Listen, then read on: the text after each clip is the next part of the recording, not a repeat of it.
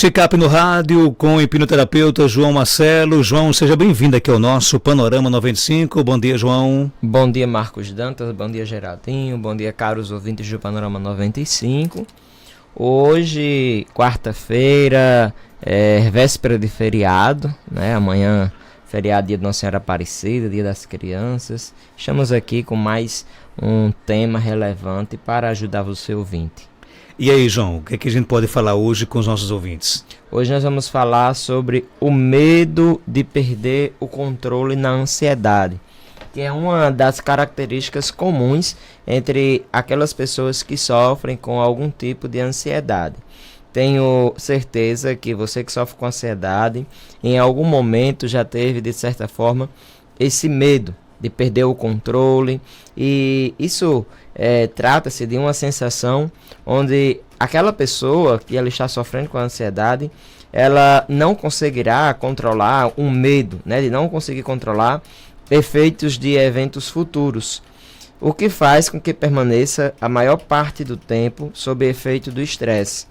E verificar várias vezes se abri a porta, se fechei, eita, será que eu deixei o fogão ligado? Será que tem uma panela lá no fogo? As janelas, será que estão todas abertas? Quer dizer, são apenas alguns exemplos de toda a preocupação que se passa na mente de quem enfrenta esse problema. E esse medo, ele é o resultado da necessidade de certeza que a ansiedade gera na pessoa. Ela entra, Marcos, em conflito com a incerteza do amanhã e da velocidade com que as coisas acontecem no mundo moderno. Geralmente, essas pessoas que sofrem com esse tipo de medo, elas são pessoas perfeccionistas que desejam saber exatamente o que irá acontecer e qual será o resultado das suas ações. Por conta disso, elas não tendo certeza do que pode acontecer, elas se tornam pessoas inseguras e se mantêm preocupadas a todo momento, como se houvesse, de certa forma, um risco ali os rodeando. E aí começa a surgir esse medo de perder o controle. Tem pessoas que têm o medo de enlouquecer, né? Inclusive, além disso, Marcos, tem algumas pessoas que elas têm um certo medo um pouco mais delicado, porque ela tem medo de ter... e isso acontece assim, elas imaginam até na mente delas como se ela perdesse o controle, sei lá, tivesse um ataque de fúria no escritório, seja, sei lá, quebrar computadores, prejudicar alguém ou até mesmo machucar alguém que ele goste, mesmo que aquela não seja a real intenção dela, né? São apenas sensações de diversos tipos que tem em comum nesse poder, nessa ausência do poder de escolha, e é como se ela ganhasse, né, como se a mente daquela pessoa, ela ganhasse de certa forma vida própria e pudesse agir de forma autônoma, sem precisar daquela pessoa para que ela funcionasse. Então assim, primeira coisa que você tem que entender é: você não é os seus pensamentos. Você não é os seus pensamentos, porque nem tudo que sua mente te fala é verdade. Você tem que prestar atenção nisso. Nem tudo que sua mente te fala é verdade. Sendo assim, você tem que ter como consciência na sua mente que esse processo, né, desse medo faz parte, é uma das faixas de ansiedade, né? Assim, dos graus, né? Onde você vai ter esse processo. Ah, quer dizer que isso vai acontecer comigo? Não, isso não vai acontecer com você não. Agora, você precisa ter essa consciência. A primeira coisa que você precisa fazer, em primeiro lugar, é buscar uma ajuda especializada, né? Pois assim, um profissional, ele vai poder te ajudar a identificar e também ter as melhores formas de tratamento para que possa estar te ajudando, né, a você se entender e também, consequentemente, tratar o que está fazendo com que você tenha esse medo de perder o controle, esse medo de, sei lá, de certa forma surtar, em outros casos até mesmo de enlouquecer. Quando você fala nessa questão de medo, por exemplo, é normal você ter medo de perder pessoas que você ama, por exemplo? Por que é tão difícil você aceitar a perda dessas pessoas? Marcos, o luto, ele, quando tem um medo excessivo de perder alguém, isso às vezes é um reflexo de algum tipo de perca que eu já passei na minha vida. E hoje isso se mostra como um medo excessivo. Vou dar um exemplo.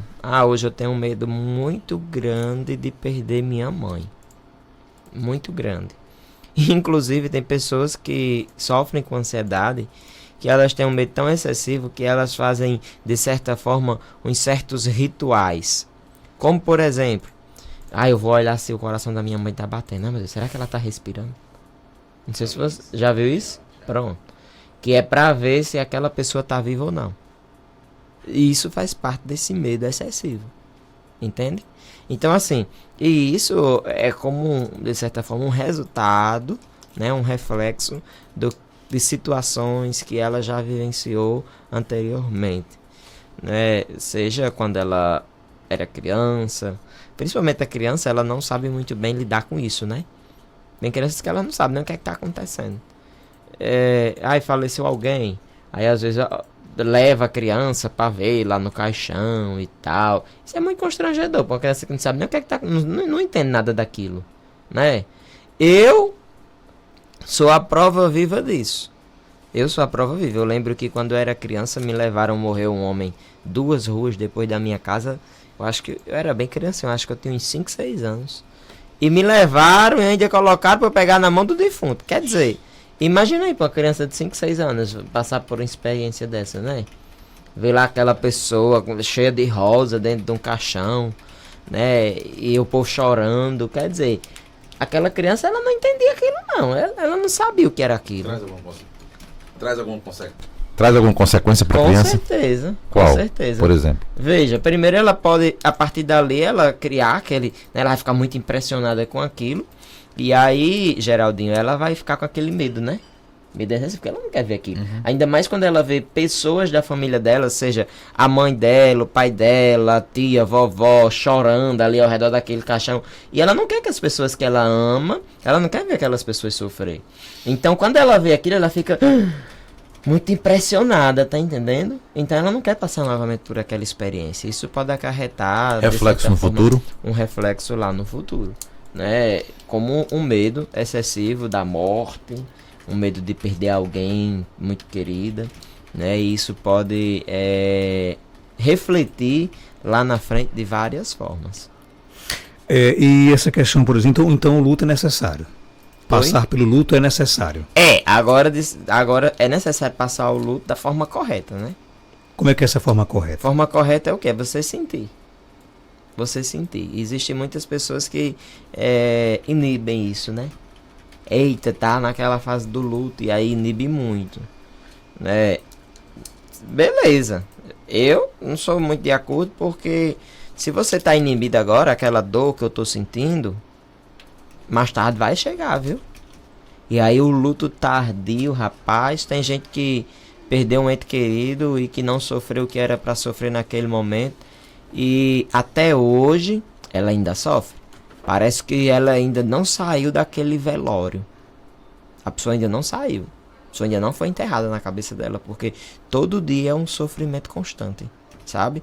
Então assim, quer dizer que é necessário você sofrer, beleza, mas aí aquilo tem aquela fase do luto, né, onde você sente toda aquela dor, aquele sofrimento. Só que aí depois, né, aos poucos você vai se erguendo, você vai conseguindo, né, continuar a sua vida. E isso não quer dizer que você vai esquecer, né? A gente nunca esquece. Por exemplo, eu já perdi meu pai, nunca esqueci dele, porém eu tenho que continuar a minha vida, né? Então, assim, já tem outras pessoas que não. Tem pessoas que permanecem lá ainda naquele velório, ainda permanecem ali naquele sofrimento diário, quase que diário, sofrendo sempre por causa daquilo. João, com relação a essa questão, por exemplo, de como enfrentar os medos, a terapia, ela ajuda em que sentido? O processo de hipnoterapia, ele vai te ajudar a primeiro você identificar os possíveis conflitos que existem por trás do sofrimento que hoje você tem, que hoje você está vivenciando, como por exemplo, um medo excessivo de algo, né? Principalmente, João, olha, o que eu sinto mais é um medo.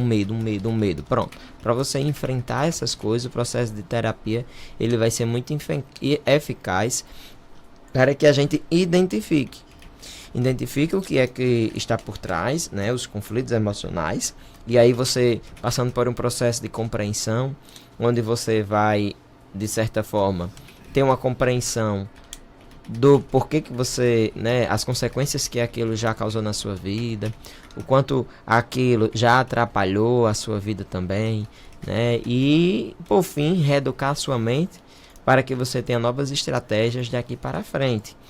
É um processo, de certa forma, eu falando aqui parece ser muito simples, Marcos, mas na prática não é não.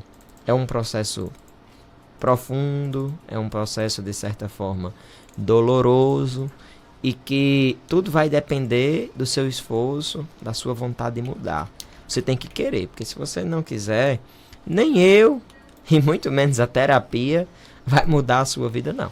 Você tem que estar realmente comprometido, disposto, aí você vai ter resultado, o processo vai funcionar e você vai realmente ter o alcance do objetivo que você almeja com o processo de hipnoterapia.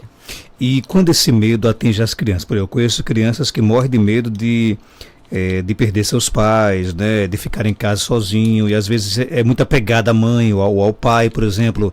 Isso é preocupante para o futuro da criança? Sim, com certeza. E por isso você pode, inclusive, até já buscar ajuda, né? Já pode até buscar ajuda. Eu acho que você não, sabe, pode pecar por omissão, né? E deixar essa situação piorar, né? Porque daqui a pouco, né, isso pode se tornar um problema bem maior. E quanto mais cedo a criança já entende, quanto mais cedo você puder buscar uma ajuda especializada, melhor. Quando eu atendo, de certa forma, criança, adolescente, são processos bem mais rápidos, Marcos, do que um adulto. Porque você sabe que também o conteúdo que aquela pessoa carrega, né, um adulto, é bem maior do que a criança. Então, às vezes a criança ela faz 1, 2 terapias, né, na maioria das vezes é bem mais rápido, não que sempre é assim, lógico que cada caso é um caso. No entanto, na maioria das vezes é um processo bem mais rápido do que de um adulto. Então, assim, se você tem uma criança que está em sofrimento, tem um adolescente que está aí sofrendo, busque ajuda, não omita não, né? Porque eu tenho certeza que tendo a ajuda certa e também aquele indivíduo querendo receber ajuda para que ele saia daquela situação, mude a realidade, aí sim é fundamental. Outra coisa, Marcos, que acontece muito é a questão de onde eu, enquanto pai, enquanto responsável, eu não consigo identificar isso. Eu acho isso uma besteira, eu acho isso frescura, né? E que não é. Você tem que realmente ter um olhar para que você consiga identificar, ver que aquilo não é normal e que precisa de uma ajuda especializada. João Marcelo, ele é hipnoterapeuta, está na clínica Anaí Costa, na Rua Padre João Maria, 56, vizinho à Catedral de Santana, no centro de Caicó. Telefone 996966533. Siga João Marcelo no Instagram, @JoãoAnsiedade. Algo mais, João? Quero desejar a todos um bom feriado, um feliz Dia das Crianças para todos. E na próxima quarta-feira estaremos aqui mais uma vez com um tema aqui para ajudar vocês que estão em casa. 8h38. Voltaremos amanhã, se Deus